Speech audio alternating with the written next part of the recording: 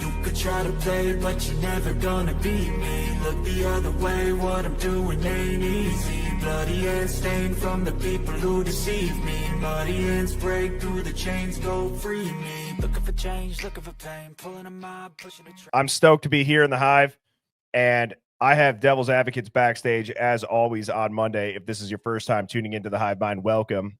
This is a contrarian thinking live stream where we are not afraid to think past the headlines. So if you are easily offended or rattled on behalf of others, this is probably not going to be the stream for you. However, if you like to look into things, maybe you're known as the conspiracy theorist in your friend group, and you like to have the freedom to think out loud amongst like-minded people, you have found your people. With that, Hive, I'm going to go ahead. I'm going to bring up Devil's Advocates. Here he is. What's Gucci, my Louie? I feel like I've been run over by a truck. I got back from a long hike. I'm barely hanging on by a thin thread. So you'll have to carry me by your bootstraps or my bootstraps, whatever you say. But I'm here. I'm here and I'm ready to go. A quick reminder, tomorrow morning, 10 a.m., I have George Webb coming into the Hive. This comes from Cat's Mojo. I picked this question because I think it's applicable to obviously Charlie Kirk and then also Idaho 4. And they had asked, why are these awful tragedies sounding more and more like the same script being fed to us over and over again? Now, what's interesting to me, when did it become the norm to erase the crime scene? When did it become the norm to not have an investigation, yet the story is solidified as fact? And why does nobody say, hold on, what if we missed something? Why are we tearing this down? Why are we paving over it? All the time. I'm getting sick of the narrative. They tear down as quickly as possible, freaking ship shit off to other countries so you can't analyze the data. It's like, what are we doing? Like, why are you always trying to hide shit? Now, I have a couple of slides to set the tone of the stream leading into the Hive Mind Finds.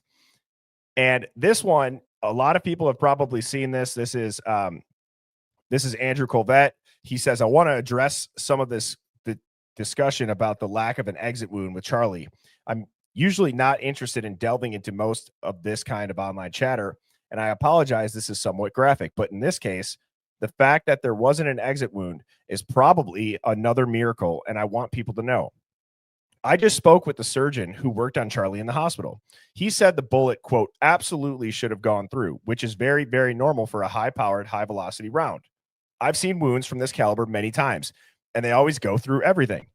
This would have taken a moose or two down, an elk, etc., but it didn't go through. Charlie's body stopped it. I mentioned to his doctor that there were dozens of staff and students and special guests standing directly behind Charlie on the other side of the tent, and he replied, it was an absolute miracle that someone else didn't get killed. His bone was so healthy and the density was so impressive that he's like the man of steel. It should have just gone through and through. It likely would have killed those standing behind him too. In the end, the coroner did find the bullet just beneath the skin. Even in death, Charlie managed to save the lives of those around him. Remarkable, miraculous.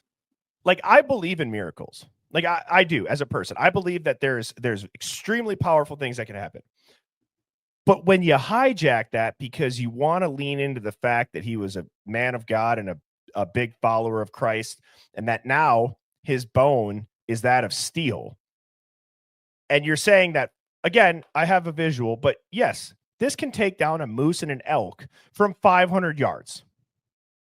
You're telling me that a flexible ass vertebrae bone stopped that? I don't buy it. I think that it's wrong that this is used because there's going to be people who their own psyche of their belief in God will now stop them from questioning this because they're like, oh my God, it was a miracle. Like, right. He's just that powerful. And it bothers me. And it bothers me too. And I don't want to alienate the Christians out there by saying, but that this is, it's that narrative, God himself hardened his bones so the bullet wouldn't go through, so that it would save innocent people on the island. And that's because he's a man of God. And I literally just had a hike. That hike I told you I was on. Somebody literally, she's a big Christian and we're great friends. And she said, I found out, I didn't realize that there's people who are leaving churches around us right now because the pastor won't talk about Charlie Kirk. And they're like, I won't stay at a church. I will not stand for being in a church that won't talk about Charlie Kirk. And I'm like, what is going on with this with this movement? Like that part I don't think that's indicative of the whole religion, so please don't say that. But some of the narrative that's being spun on this whole man of God thing is a little crazy. This is from FBI Director Kash Patel, which I thought was interesting, and it seems as if he might be feeling a little bit of pressure. As the director of the FBI, I'm committed to ensuring the investigation into Charlie Kirk's assassination is thorough and exhaustive, pursuing every lead to its conclusion. The full weight of America's law enforcement agencies are actively following the evidence that has emerged, but our efforts extend beyond initial findings. We are examining every facet of this assassination. We are meticulously investigating theories and questions, including the location from where the shot was taken, the possibility of accomplices, and text message, confession, and related conversations, Discord chats, the angle of the shot and bullet impact, how the weapon was transported, hand gestures observed as potential, quote, signals near Charlie at the time of his assassination, and visitors to the alleged shooter's residence in the hours and days leading up to September 10th, 2025. I'm going to pause there. I'm going to pause right there. That third paragraph would make anybody with a brain go, holy shit. Yeah. This is not a closed case. Yeah. Yeah. I mean, I have mixed feelings about this, but yeah, if the FBI director is telling you we're looking into alternate angles, the hand signals of the people behind him, these things, that should tell you that there's, even they don't think it's as straightforward as the single shooter from the front thing. Or is that even really his words? Like, I don't know. But or are they just trying to put the fires out? Oh, thank God. Right. Yeah. Trust us. We looked into everything and we found out it was exactly what we told you it was. You can go to bed. We've looked into it. Now, listen to this clip. So I was in line with people for 3 hours talking to all the folks, and they were Christians and they were happy and they had families and they were lovely people. And I started talking to them and they were happy and prayerful, and none of them that I spoke to believe that the shooter that they got and have arrested actued did it. And they are the War Room Posse. It's 0%. They were and they were angry. Same with our chat. They don't need that. They don't. Not saying this guy's not a bad guy and an evil guy, right? But they think something. And this is why Kash Patel did announce today that the FBI has officially expanded the investigation. My big fear was you would get a lone wolf, lone gunman, and Utah police, and everybody want to shut it down. I think Kash said today that they've expanded it out because we have to. Forever. Now, tell me that before we even watch this clip, you and I didn't just piece that entire narrative that you could have guessed. That's exactly why they're going to refer to Kash. So don't worry, everybody. We know nobody believes it. Kash is looking into it. We don't want this lone wolf, gunman narrative to get away. Kash is on it. Okay, because that's going well. That's looking promising. But we're going to tell you it. I did think it was a little odd that they said that though at the memorial, or like it on the is stream for it. I did think that was odd. It is. But I mean, what do you think about that? That's pretty predictable, huh? Yeah, it's weird that they're openly though admitting.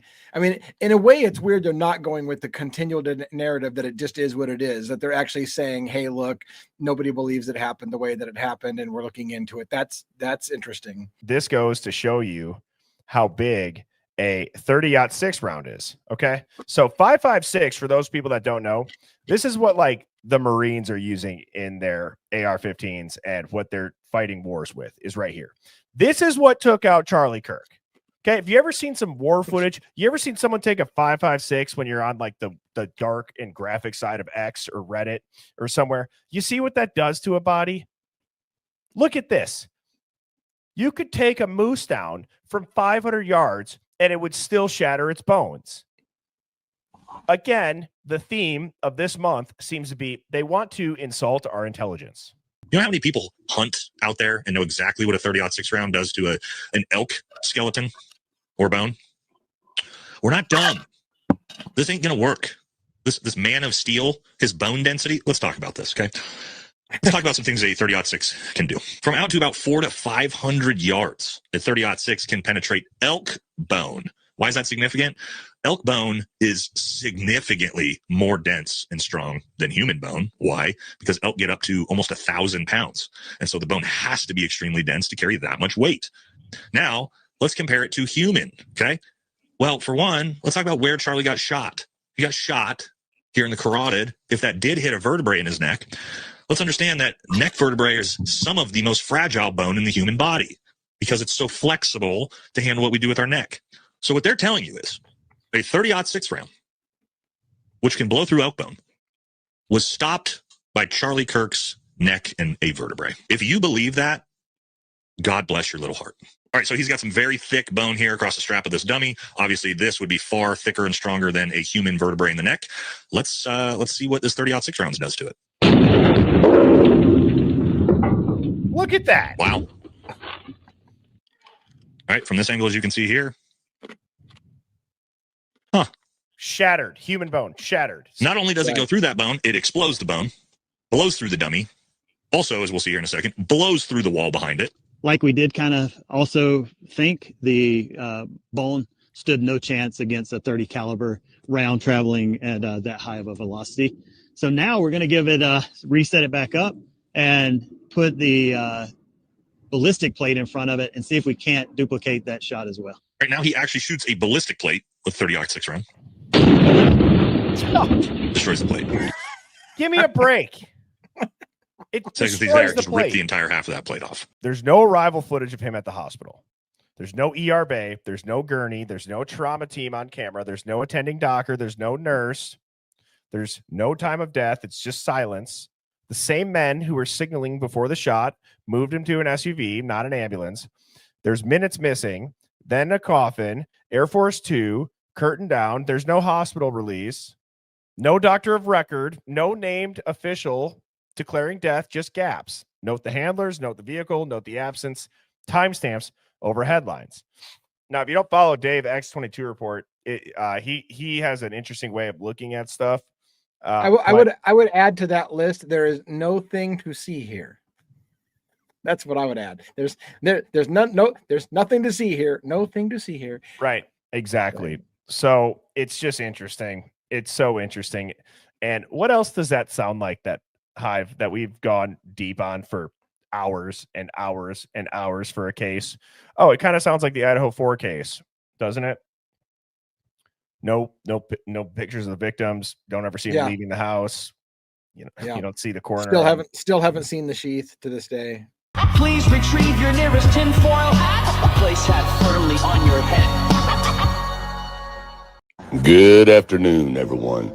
Now, I'm sure all of you have noticed online that a lot of people are talking about, why are these people allowed to be in this canopy? Why isn't this marked off and taped off as a crime scene? And why is this guy in the white shirt taking the most very important camera down? What you think is the most very important camera there? Why is he taking it down? Well, here's why. Because it's not a crime scene. A crime didn't take place here, and that's not a camera. Now, before I tell you what it is, I want you to get a real good look at it as he's taking it down. Anybody figure out what it is yet? Okay, here's what it is. A hologram projector. And if you don't believe me, you can go look them up online. And they're not cheap. They're not cheap. Usually $20 to $60, $70, $80,000 for these things. And they come in different varieties. Now, Hollywood calls them hologram stage projectors. Now, you see how Charlie's little tent there is a perfect square? And as you can tell, it's 10 foot squared, 10 foot all the way around on each square, and it's about 9 foot tall. That's because it has to be for the projection to work. Now, let's explain. For smaller spaces, the projectors can be configured with mirrors to elongate the projection path and maintain picture integrity.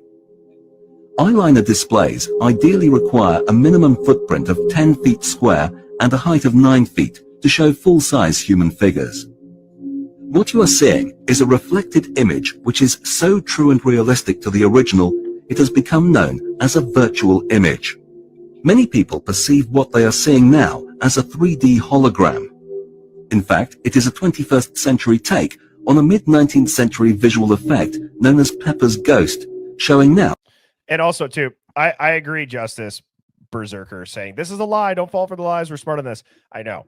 But this is really not conversing about the truth, the lies, whatever it is, because we're never going to know the truth of what happened. You could say, oh, it's a camera, oh, it's this, it's that. I would guess at this point, the suspicion is probably nothing that would be very obvious to anybody with what they've let us see. You know what I mean, DA? I feel like the key to all of this is probably not public. While I do agree this is a stretch, it makes you think, you know, like, can we all agree on that? Like, nobody's really saying that it's a hologram. It's just, this technology exists. And if you watch this video, you know, it's interesting. Optical properties of the eyeliner foil, combined with the light and picture output of Christie Digital high-definition projectors, the image has depth and opacity that actually supersedes the scale and definition of traditional 3D hologram. Like I said before, 10 foot squared, 9 foot tall. This canopy was made this size for a purpose because it is a hologram stage projection.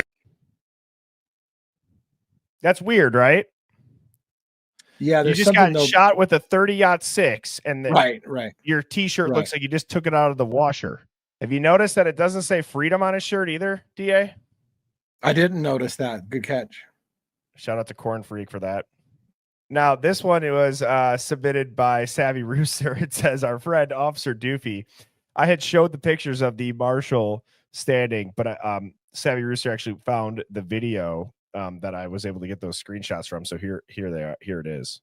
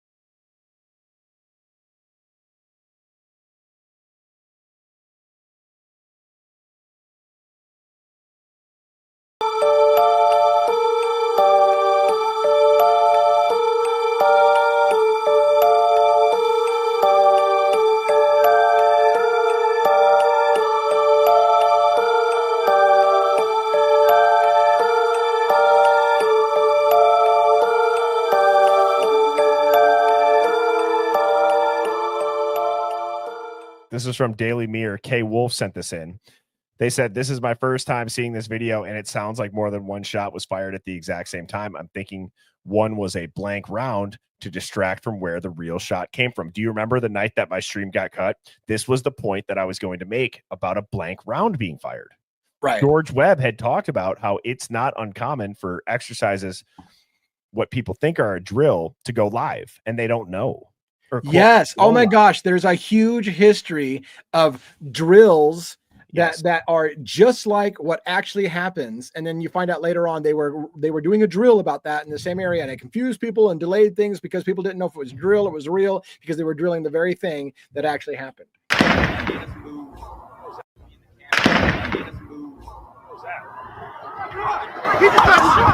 Holy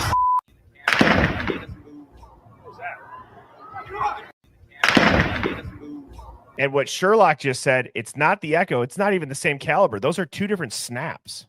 We talked last time, DA, the geopolitical landscape. This is very interesting. And I tried to find a couple videos that when people see this, it will wake them up to how, when I say, if you're right wing or if you're left wing, it doesn't matter, because you are on the same wings of a bird that is nosediving into Satan's gooch. That's what's happening right now. Okay. Like, there's no hope. Okay. So poetic, very poetic. Right, exactly. So now you're going to listen to this. Listen to Hillary Clinton back in the day. we also have a history of kind of moving in and out of Pakistan.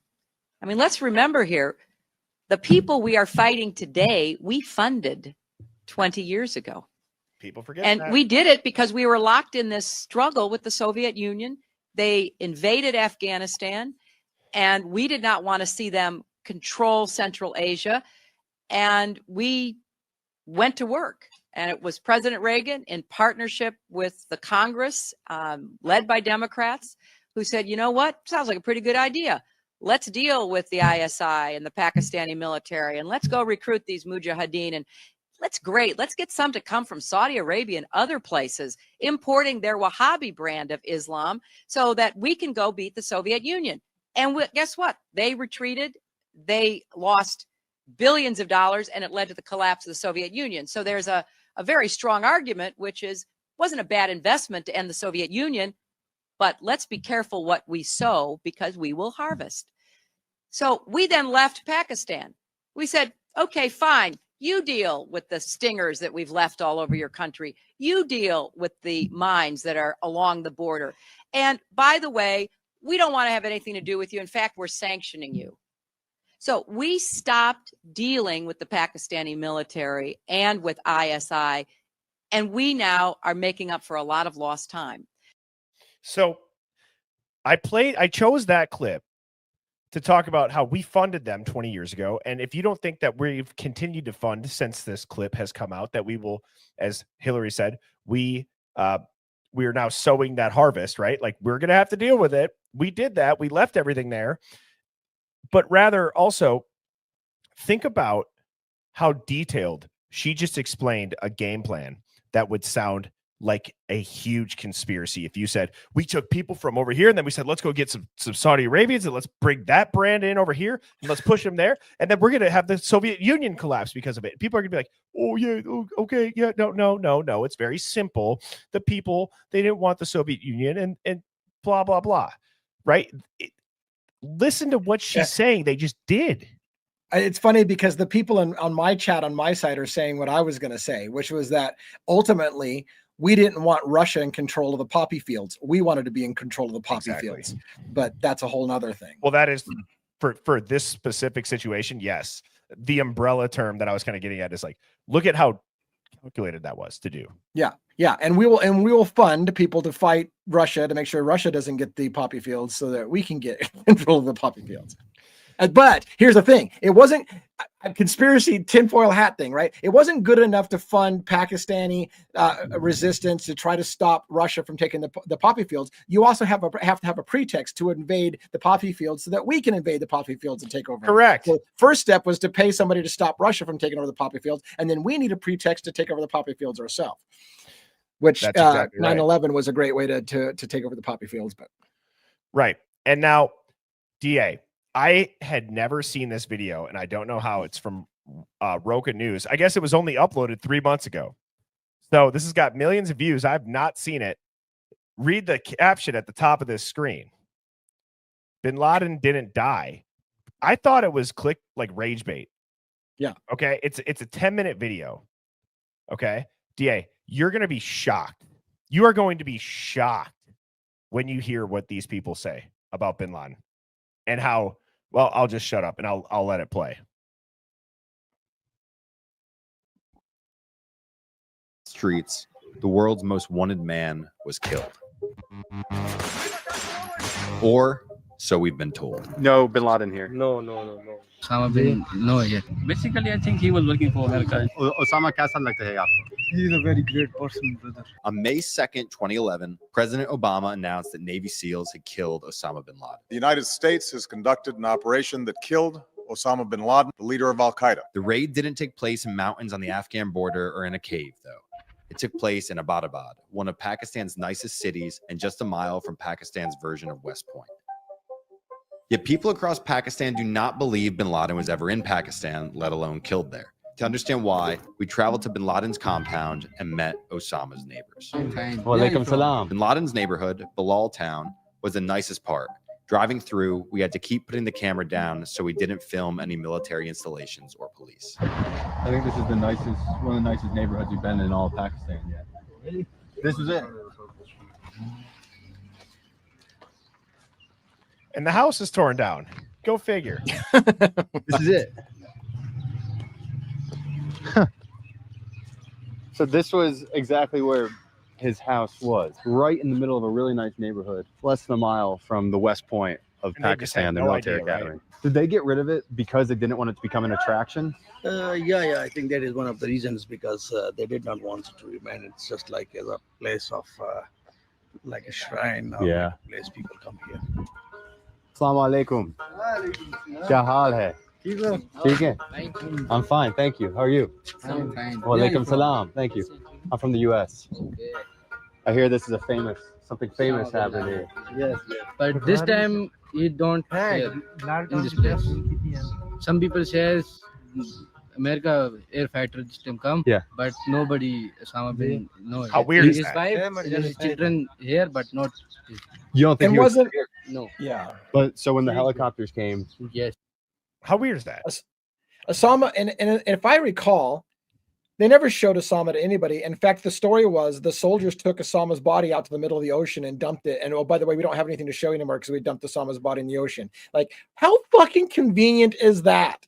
Yeah. You don't get oh, you know what? We just went ahead and dumped him in the ocean. No, there's nobody to see here. Yeah. Anyways, I'm pretty sure that the way that they confirmed his height and if it was him was didn't like a seal lay down on the ground next to him and they took a picture and it was approximately the same height as somebody who would have been the same height as Osama. well, that's definitive proof. Right. So I don't know. and Anyways, I think they dumped his I'm an body off asshole. the size of off the side of the Navy ship in international waters and Yeah, because that makes sense. Because I mean, America doesn't want to prove that the boogeyman has been killed because that was their Right. narrative. He's the boogeyman, so we killed him. But we don't want to prove anything. We'll just be like, hey, we dumped him in the ocean. Sorry about that. You don't get to see nothing. do you know what's a good stream you and I should do? Like how we talked about conspiracies and all that. We should do Adolf Hitler. Did he flee or did he commit God. suicide? That is Yep. an epic rabbit hole. And with that, I hope everybody has a great night. Cheers, everybody. Later. Thanks, DA. Birds flying high, you know how I feel. Sun in the sky, you know how I feel. Breeze drifting on by, you know how I feel. It's a new dawn, it's a new day, it's a new life.